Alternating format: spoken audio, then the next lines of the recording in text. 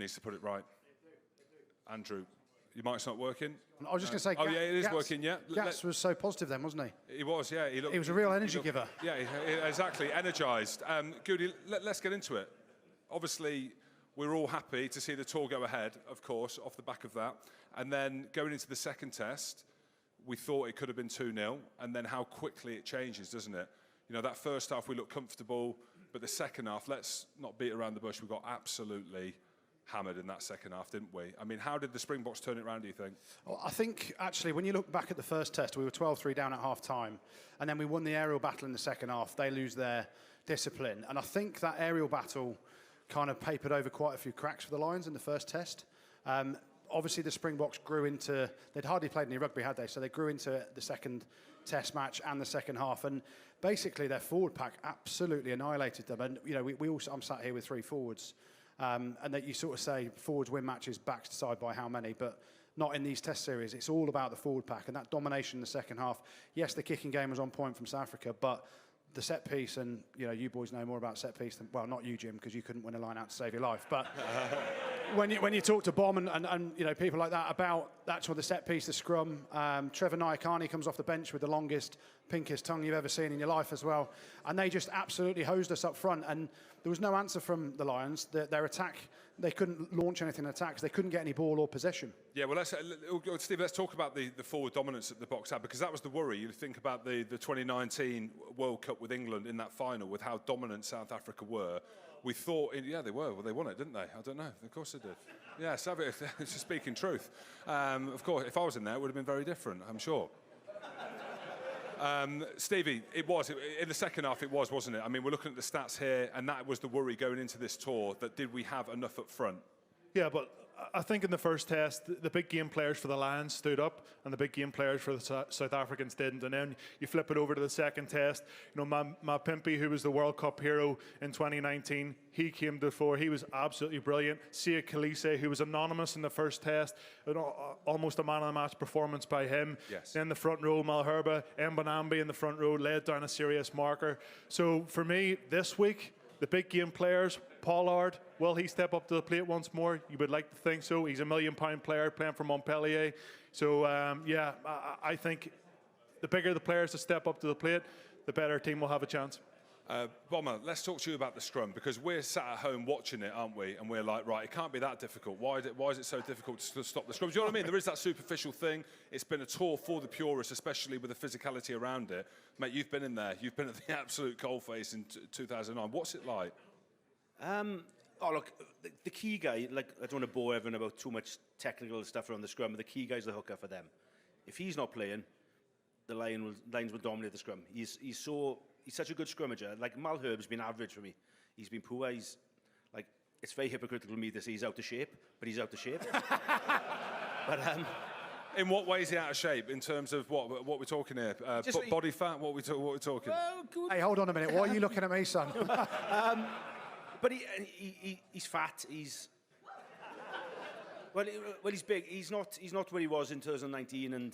But if we can take Bongi out of the game, I don't mean injure him or like someone sniper him or anything like that. But like if we can take him out of the game, then we can achieve at least parity in the scrum. But he's so key for them. He just drags Kirchhoff and you saw Kirchhoff and Malherbe in the first test with Marks. Average. I won't say terrible, but average. But Bongi goes in the middle. Different kettle of fish altogether, and that's what gets the dominance.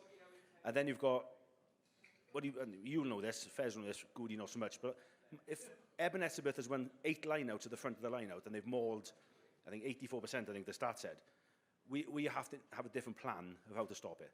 We didn't contest it, we didn't put anyone up or anything, and I'm sure there's different ways to skin a cat on the line-out, but I think we're going to have a few little tricks, a little cute plays to stop them all somehow, because we can't just give Etzebeth the And Bob, how much does the second rows play a part in the scrum as well? Obviously, this week they're going for a bigger back row. Yet again, Moss starts in the back row, Diego in the second row. How much of an impact does that have in the scrum as well, having that heavy weight behind you? Obviously, Diego's a big guy, but like for me, the South again. Excuse me if I don't want to bore you on the scrums, but they're not technically that good. But they're aggressive. But the hooker is so key to it.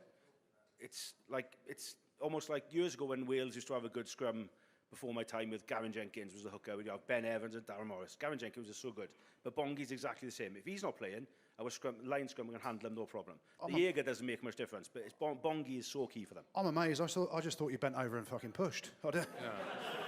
And it's who could push harder. Yeah, well, Adam Jones will be at the bar, ladies and gentlemen, later. If anyone who wants to have a scrum down, that's what all you forwards do on the way down. That's exactly what happens. Goody, controversy, let's talk about it.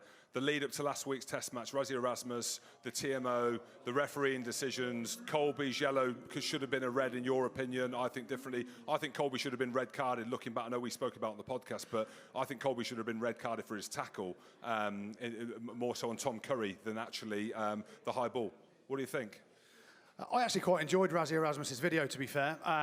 It's different, isn't it? And listen, it was too long. It was 62 minutes. I was lay up in bed with kidney stones, so I had the time to watch it. But, you know, obviously he's been pulled across the hot coals now by World Rugby after the series, and there's a disciplinary hearing going to happen. But I looked at it, and we spoke about it last week. It's another form of media, right? So does he have to sit in a press conference and do it?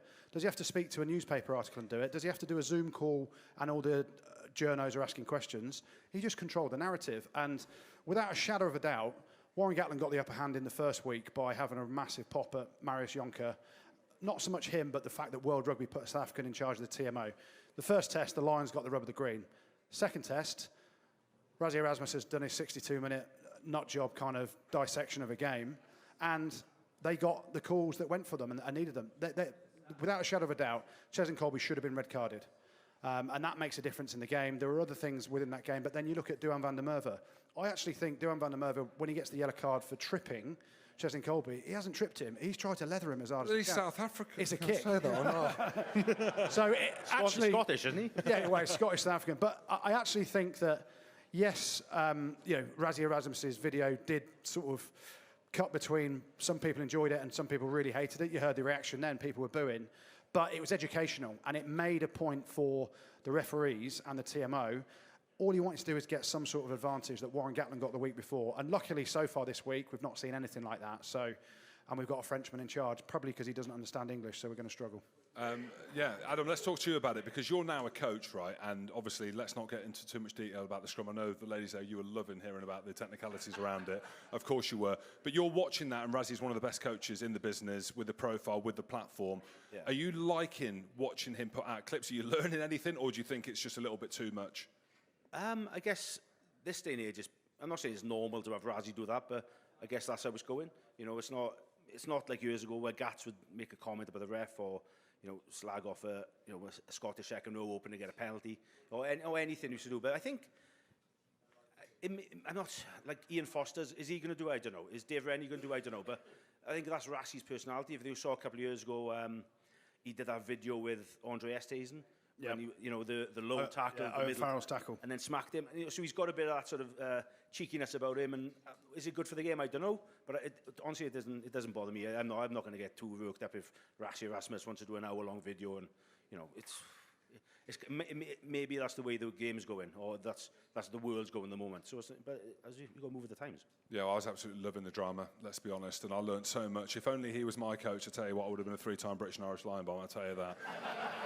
Don't know why he's laughing.